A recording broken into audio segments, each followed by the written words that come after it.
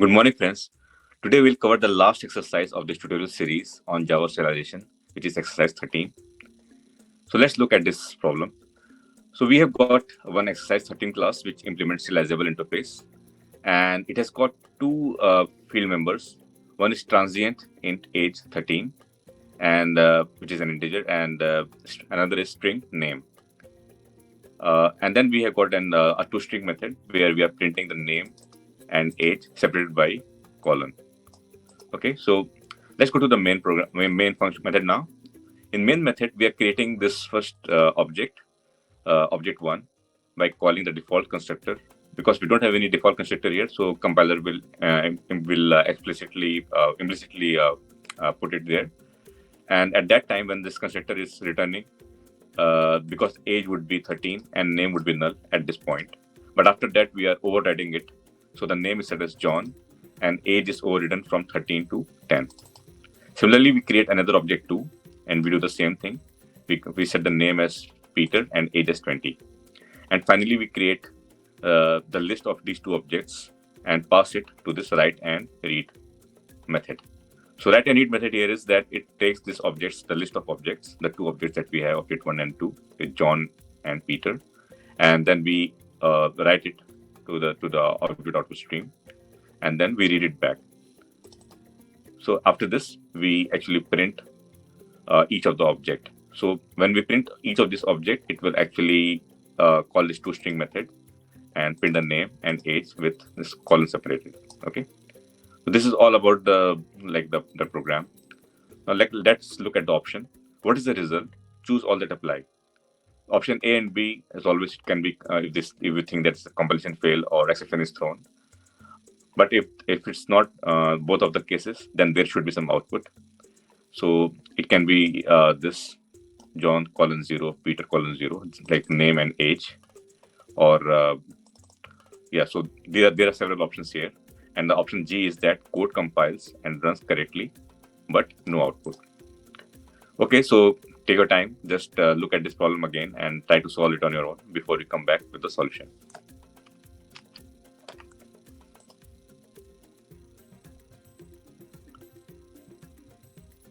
Okay, now let's look at the solution. I hope you have tried on your own.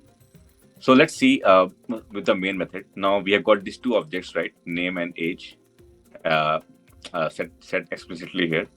But one thing is very evident here is that the age field is transient. Transient, we have learned that this field will not be participating in the serialization and deserialization process. And string name is fine. And by default, string field is always serializable. String class itself implements serializable, so it should be taking part in the serialization process. So once we write and read the list of objects, also we know that the list is always is also serializable.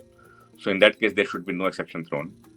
So that's one case. And then once we write this object, only the name field would be serialized because age is a transient field. And once we read it back, so in that case, because the transient field of age, it will come back at 0 as default, but the name would be coming as it is. So it means that the name will come back and the age would be coming as 0, because this is the way we have defined our toString method. The name colon age, and age is currently coming as 0. So I think option C should be correct, because for both John and Peter, the transient field age would be coming back as 0. So let's run this and see whether our assumption is correct. I'm going to run this program.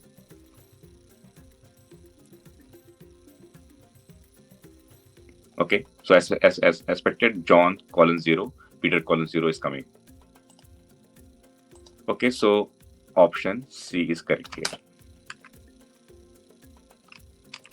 So guys, this was all about exercise 13, which was the last exercise of this tutorial series. And today we conclude our whole tutorial series on Java serialization. So we have come a long way. We have covered all the different topics, all type of concepts available in Java serialization. Although it's quite error prone and it should not be used in the new production code, but still I included this because this is the basics of that how the Java serialization is done, and it would be helpful to learn the better APIs like protocol buffers or how the JSON Jackson API works. That's why I included this. And also still I see that in a lot of Java certifications, this topic is included. So I hope that this tutorial would have helped to understand all of this and clear that certification exam if it comes on this topic. So we have covered a lot of chapters, like starting from introduction and taking care of all the other features available, methods available. We covered 22 chapters and finally covered 13 exercises and solutions in chapter 23. So this was all about this tutorial series, and I am running a lot of other parallel tutorial series on various Java topics and data structures and algorithms and algorithm trading and all. So I hope that you guys enjoyed all this tutorial series, and let's see you in other tutorial series which are coming up. So see you all in the next tutorial series. Stay tuned. Bye bye.